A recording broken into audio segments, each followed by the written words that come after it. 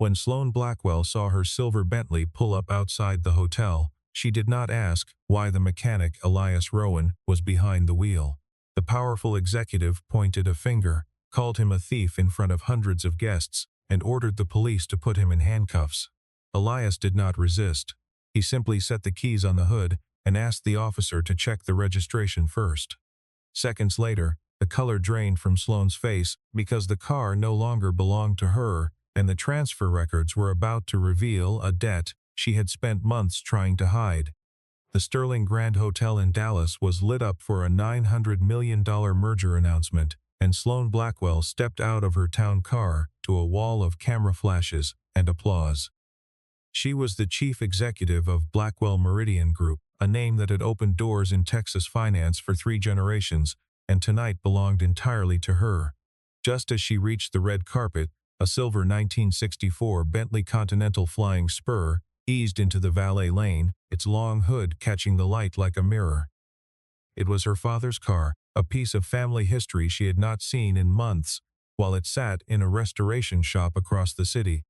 Behind the wheel sat a man in a plain work jacket, his hands still faintly stained with engine grease, a stranger in an evening built for silk and pressed suits. Sloane did not recognize the calm on his face as confidence rather than guilt. She marched toward the car without asking a single question, without checking a single document, certain that her name alone was proof enough of what belonged to her. In front of reporters, board members, and a hotel lobby full of strangers, she raised her voice and declared that the man in the driver's seat had stolen her family's car. For a brief moment, the entire drive seemed to hold its breath, camera flashes still popping around them, as though the scene itself were part of the evening's scheduled entertainment. Guests near the entrance turned away from the merger banners to watch instead, phones rising instinctively to capture whatever was about to happen between the executive and the stranger behind the wheel of her family's car. Security guards closed in before Elias could even step fully out of the vehicle, and Sloane pulled out her phone to call the police herself. She told the responding dispatcher that a desperate man had taken something that did not belong to him, her voice sharp enough to carry across the entire drive. When Officer Mason Pike arrived, minutes later, Sloane demanded he handcuff Elias immediately, insisting it would serve as a lesson for anyone who dared to cross the Blackwell name. She told the gathering crowd that he was simply a mechanic who had grown desperate for money and decided that a family's heirloom was easier to take than to earn. Elias still did not argue or raise his voice.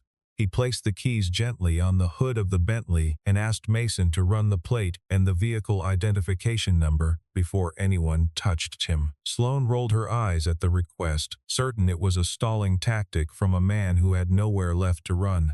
Mason entered the numbers into his terminal, and the screen took longer to load than Sloane expected, long enough for the smugness on her face to begin slipping into confusion. Mason looked up from his screen, glanced between the two of them, and asked a question that would upend everything happening around that fountain. He asked Sloane Blackwell whether she had any paperwork proving that the vehicle currently belonged to her. The crowd went quiet enough to hear the valet stand's fountain running behind them, and the story that had brought them to this moment had actually begun 3 months earlier in a small restoration shop on the other side of the city. 3 months before that night, Sloane had arrived at Rowan Coachworks with the same Bentley, riding low on a flatbed trailer, its paint dulled and its frame showing years of neglect. She needed it restored in time for the company's 75th anniversary campaign, a piece of rolling history meant to anchor a glossy commercial about the Blackwell legacy. Elias walked around the car twice, opened the hood, and crouched beside the frame before he gave her an honest and expensive estimate. The undercarriage had corroded badly, the braking system needed a full replacement, the cabin had suffered years of moisture damage, the engine had previously been repaired with parts that never matched factory specification, and the original silver paint would have to be recreated using an old formula that few shops still kept on file. Sloane looked around the modest shop with its concrete floors and second-hand lifts and made no effort to hide her opinion of the place. She told Elias he should feel fortunate to even be allowed to touch something that carried the Blackwell family name, as though his skill were a favor she was extending, rather than a service she was paying for. Throughout the conversation, she mentioned, more than once, that he was raising a daughter alone, letting the remark hang in the air like a quiet reminder that he could not afford to lose a client like her. Elias only nodded, told her every change would require written approval before any work began, and waited for her signature. She reluctantly signed the contract through one of her company's subsidiaries, an entity called Blackwell Meridian Heritage, which held the actual title to the vehicle. An initial deposit came through days later, and Elias began the long process of restoration alongside his longtime partner in the shop, a steady craftsman named Wesley Knox. Wesley had worked beside Elias for nearly 2 decades by then, and the two of them communicated in the shorthand of people who trust each other's judgment without needing to explain every decision twice. He refused every shortcut Sloane's assistant occasionally suggested by phone, since cheaper substitutes would have destroyed the authenticity that made the car valuable in the first place. That insistence frustrated Sloane, who cared far less about historical accuracy than about how the finished car would look in front of a camera crew. During one of the rare calls that came through the shop's landline, Elias's 18-year-old daughter Sadie checked in to remind him not to stay too late again, a small, ordinary moment tucked between long hours of sanding and rewiring. He told her this contract might finally be the one that carried the shop through a difficult year, and she wished him luck before hanging up. As the weeks went on, Elias and Wesley pulled the interior apart piece by piece, uncovering rot far worse than the surface damage had suggested, damage that would add nearly $180,000 to the original estimate. Wesley spent an entire evening photographing the corroded frame rails from every angle, labeling each image with measurements so precise that even a skeptical accountant could not dispute the scope of the damage. Elias built a written estimate that broke the additional cost into individual line items rather than a single intimidating number, hoping a transparent breakdown would make approval easier for whoever reviewed it on the other end.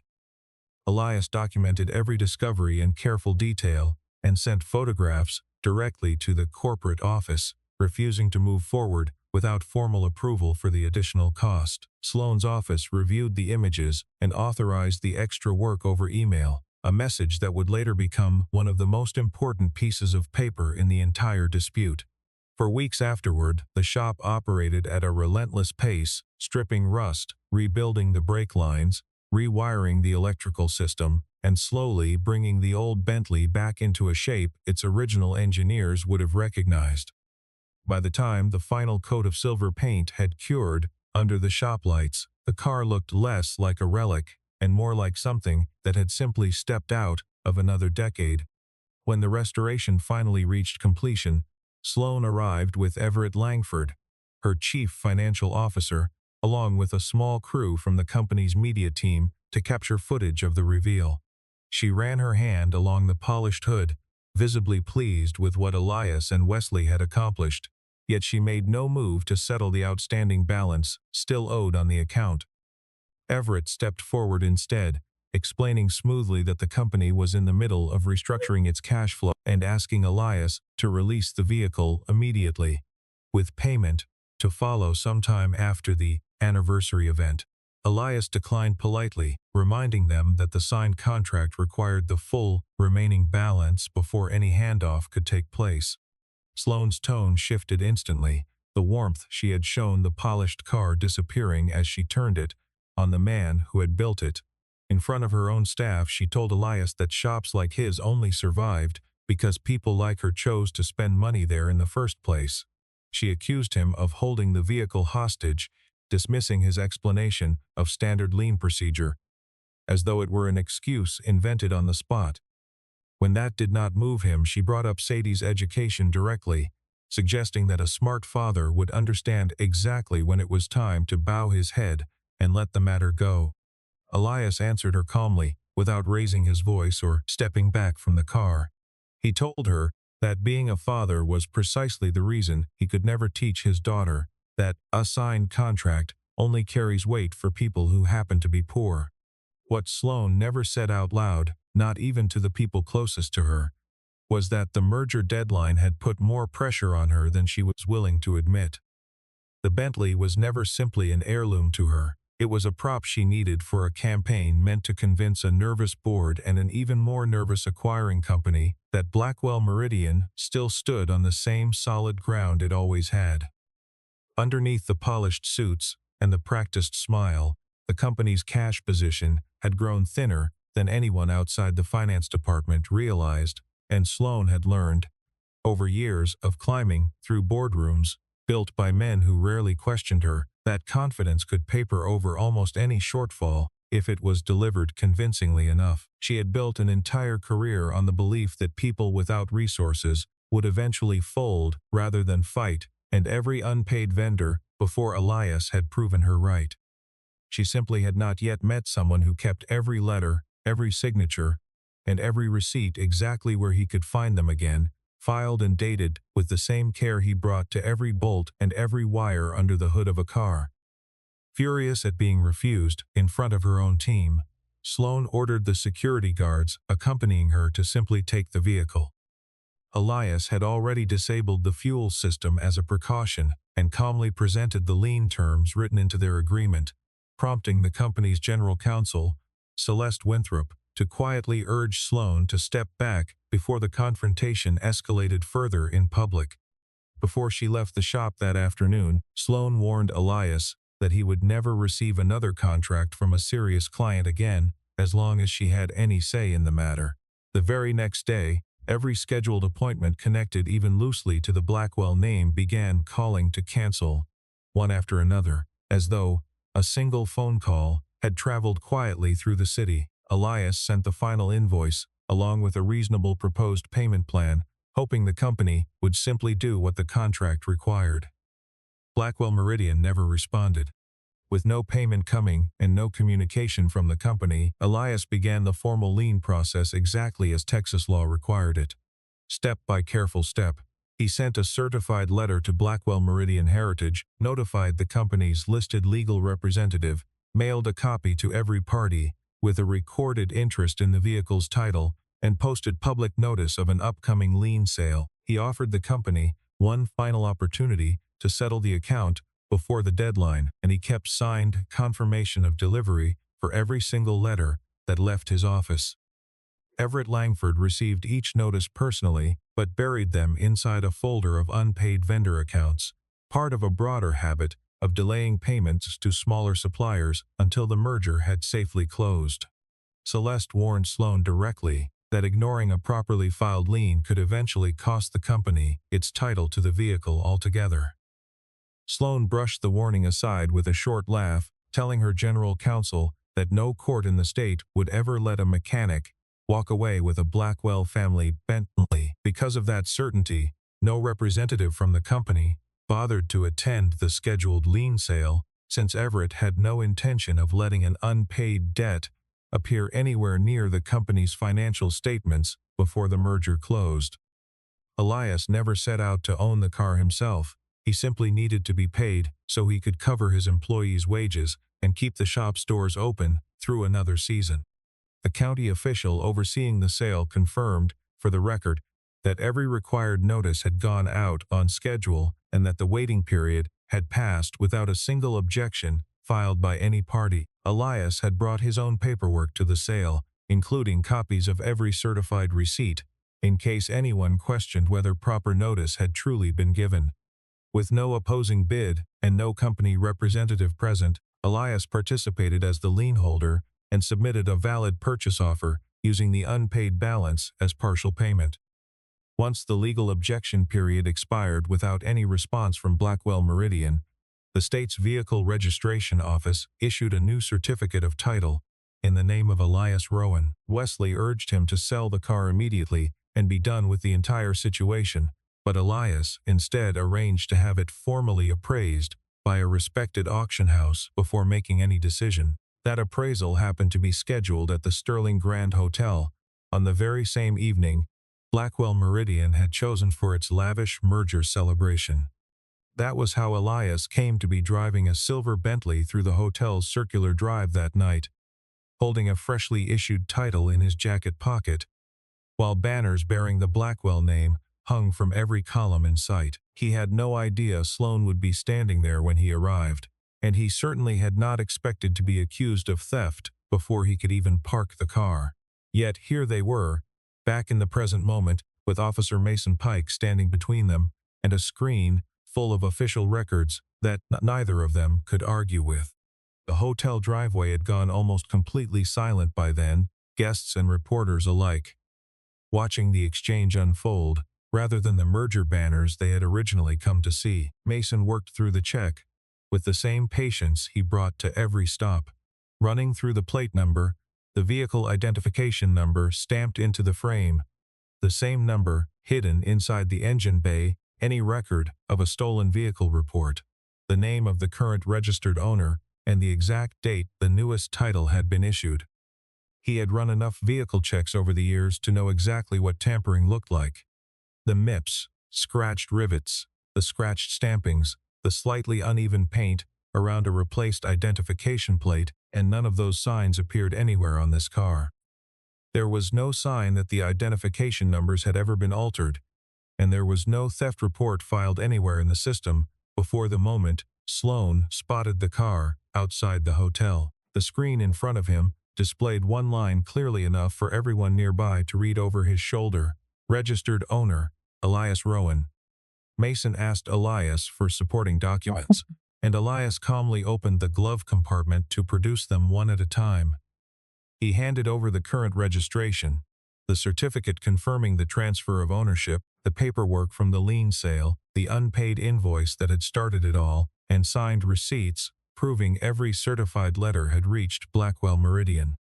Sloan refused to accept what she was seeing, insisting the documents had to be forged and demanding that Mason arrest Elias anyway so she could, in her words, sort out the details later.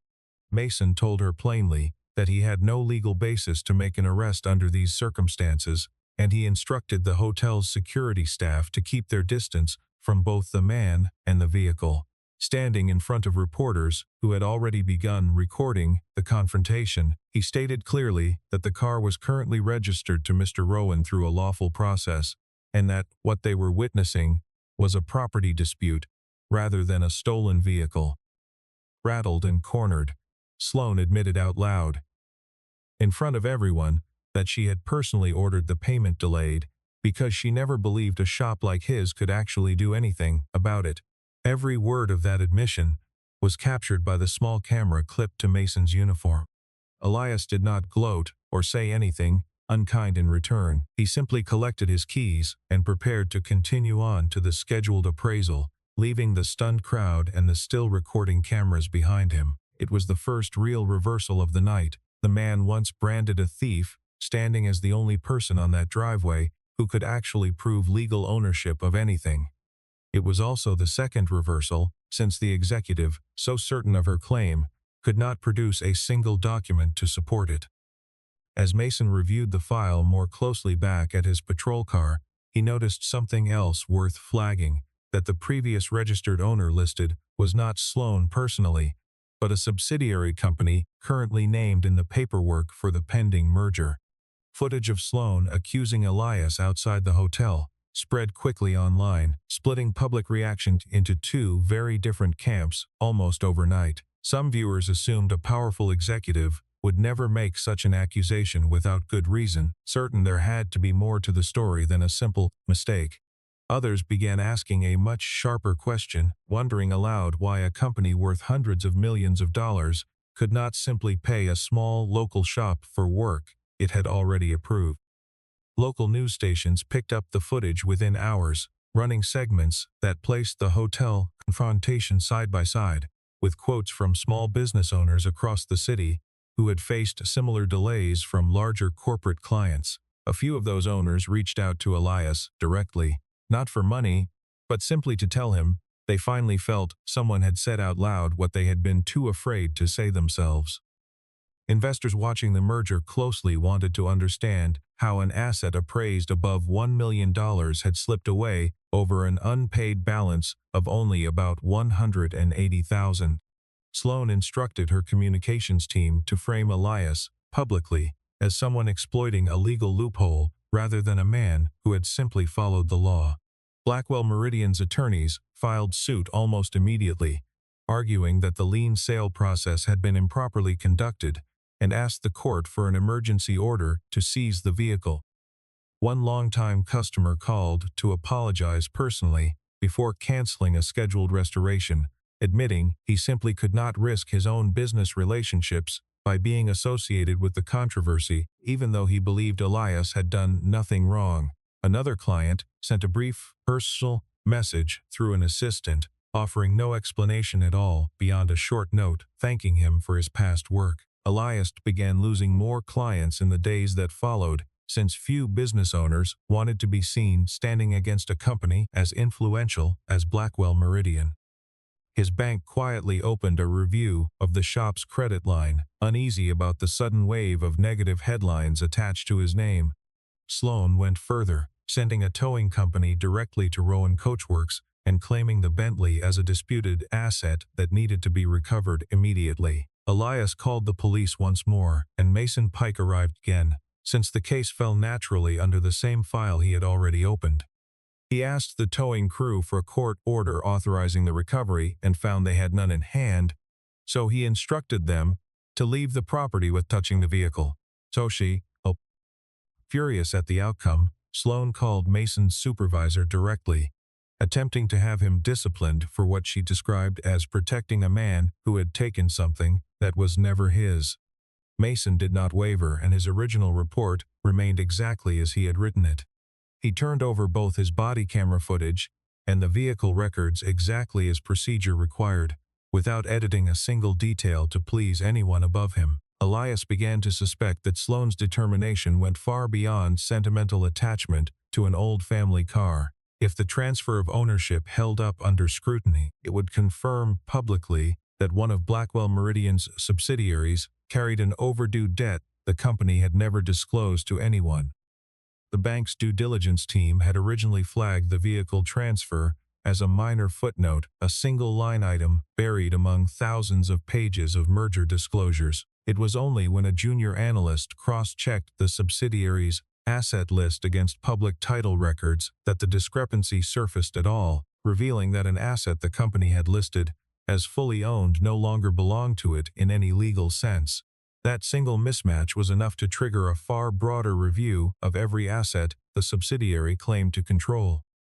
A forensic auditor, working with the merger's outside bank, reached out to Elias not long after, asking a pointed question about whether any other vendors had experienced similar treatment from the company. The bank, preparing to finance the merger, began reviewing the ownership history of the Bentley as part of its standard due diligence process. What they found did not match the picture Blackwell Meridian had presented in its official filings, which claimed the subsidiary carried no overdue obligations, that all heritage assets remained fully under company control, that no disputes existed with any current vendor, and that no undisclosed financial obligations were outstanding anywhere in the business. Yet the new title in Elias Rowan's name proved that at least one significant asset had already changed hands because of an unpaid debt the company chose never to mention. The forensic auditor widened the scope of the review and uncovered dozens of similar invoices that Everett had quietly set aside over the previous year. The auditor's team spent the better part of a week pulling every vendor file connected to the company's restoration and renovation contracts over the previous 2 years, cross-referencing invoice dates against the timeline of the merger negotiations. A pattern emerged that none of them had expected to find so cleanly laid out. Payments to small, independent contractors consistently slowed in the weeks following the initial merger talks, while payments to larger, more litigious suppliers continued arriving on schedule without interruption. It was not an accident of cash flow, the auditor concluded.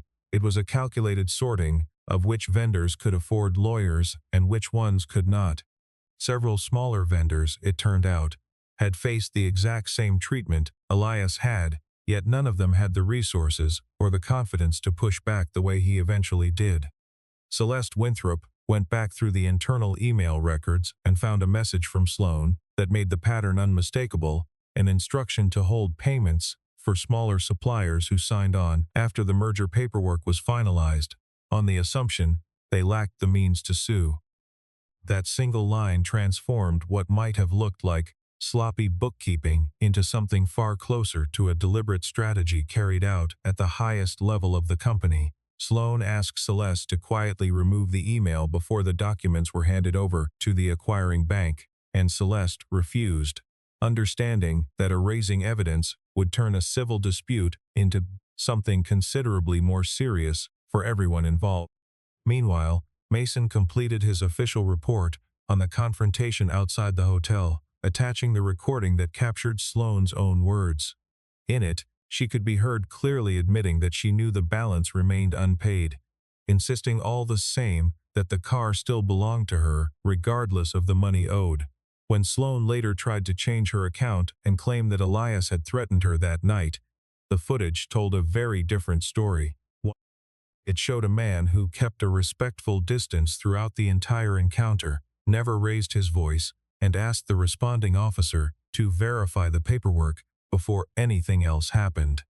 The very officer summoned to arrest him ended up holding the clearest proof that Elias had remained composed, while Sloan deliberately misled everyone around her. Days later, the bank quietly paused its financing for the merger, informing the board it needed a complete explanation of every undisclosed debt connected to the deal before it would move forward. The company's board of directors convened an emergency internal investigation soon after news of the paused financing reached them. Everett was first to point fingers, insisting Sloan had personally ordered every delayed payment, while Sloan countered that it was his job as chief financial officer to manage vendor correspondence and warn her if a lien sale had ever become a genuine risk. Everett had spent years perfecting the art of quiet delay, learning early in his career that a company's reputation rarely suffered from a payment postponed by 60 days, only from one publicly refused outright. He had convinced himself that holding back on smaller vendors was simply prudent management, a tool no different from any other lever available to a chief financial officer trying to protect quarterly numbers ahead of a major deal. What he had never accounted for was a vendor methodical enough to convert that same delay into a legally binding transfer of ownership, and once that happened, the strategy he had used for years suddenly looked less like caution and more like negligence dressed up in spreadsheets. Both accounts contained fragments of truth, and both men and women in that boardroom seemed far more interested in protecting themselves than in explaining what had actually happened. Celeste ultimately submitted the complete record to the board without softening any of it. She provided the original restoration contract, carrying valid signatures, the email chain approving the additional repair costs, every payment notice Elias had sent, signed confirmation that the company had received each one, Sloan's own message instructing that smaller vendors be delayed, and Everett's internal note requesting that the debt be excluded from merger disclosures entirely. First, the Chessburg. Wesley contributed footage from the shop's own security cameras, showing Sloan inspecting the finished car, visibly satisfied with the craftsmanship, only minutes before she refused outright to authorize payment. Everett, sensing the walls closing in around him, offered up additional documents against Sloan in an attempt to protect his own position, revealing that the company had planned to use the restored Bentley as part of a broader asset package meant to showcase brand value, even though ownership had already legally transferred to Elias before the merger paperwork was ever finalized. Throughout the hearing, Sloan continued referring to Elias as a greedy mechanic who had simply gotten lucky. Board chairman August Sterling finally cut her off, telling her plainly that greed does not describe a man asking to be paid according to the exact terms of a contract he had already fulfilled.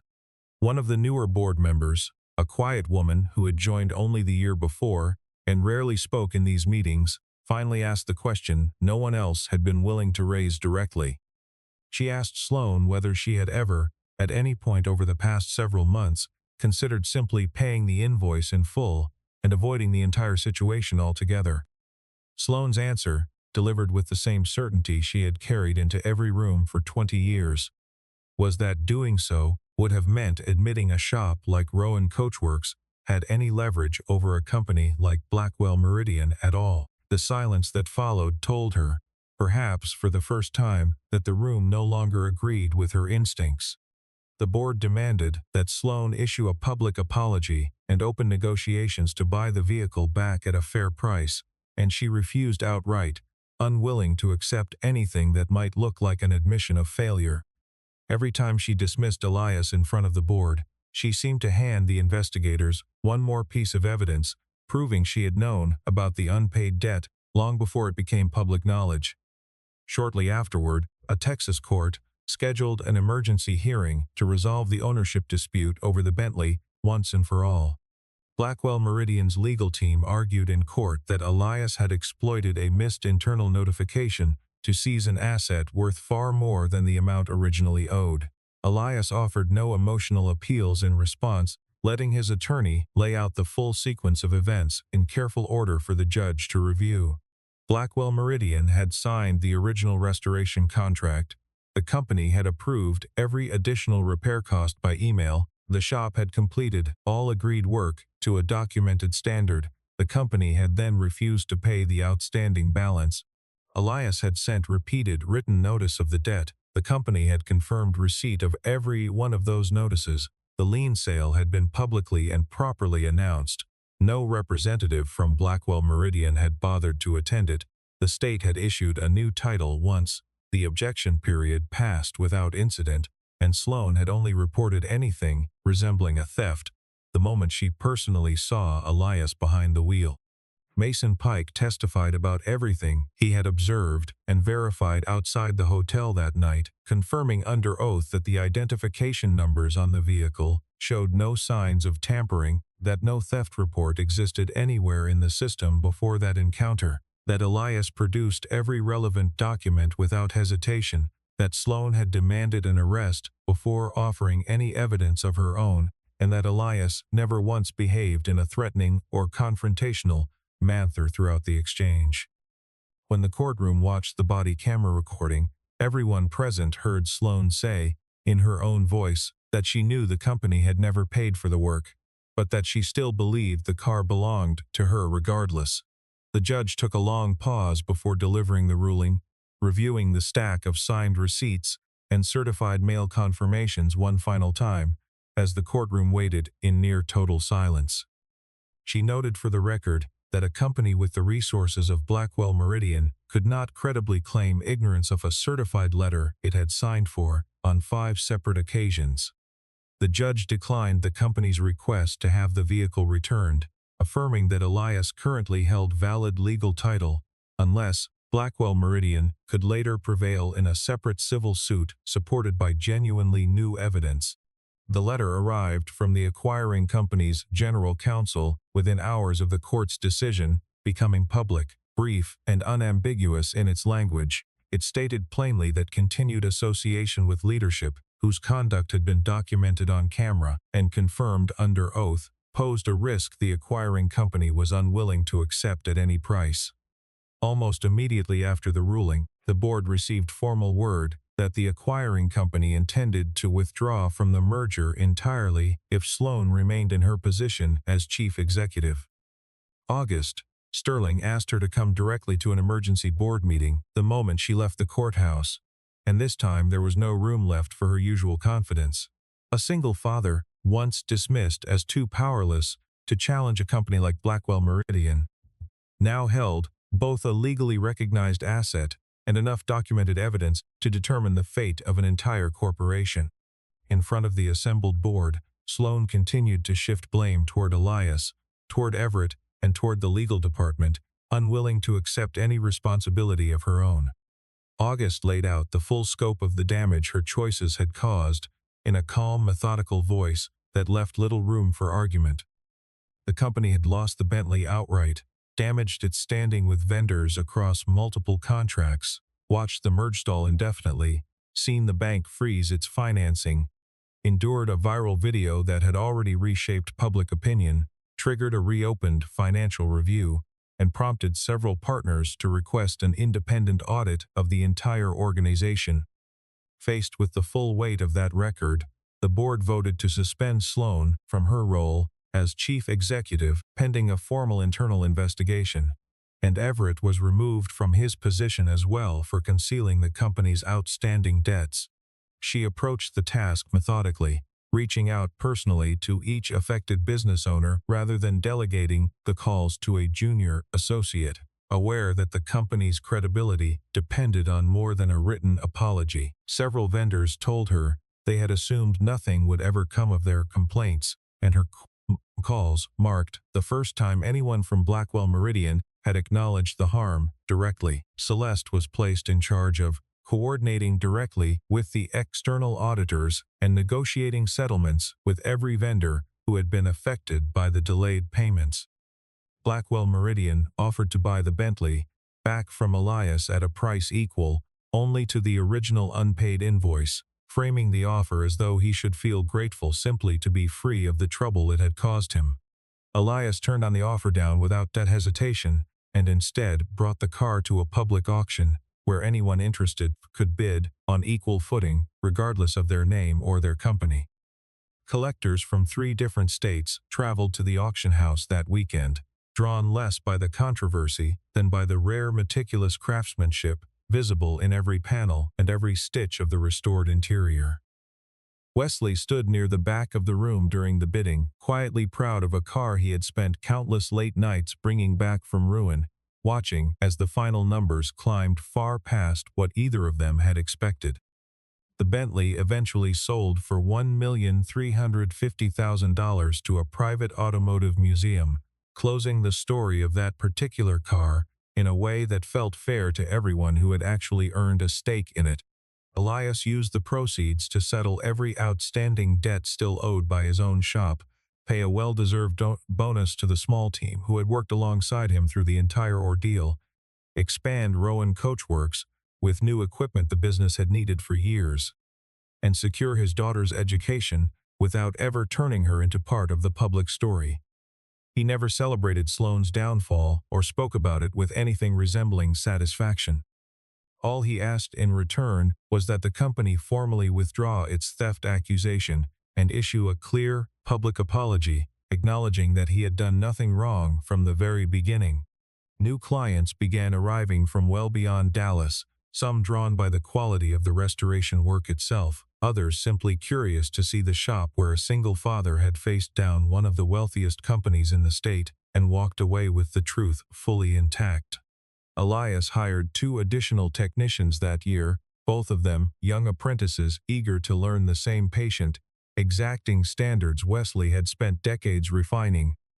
Months later, Rowan Coachworks was running steadier than it ever had before, its schedule full again, and its reputation stronger for having survived the ordeal intact.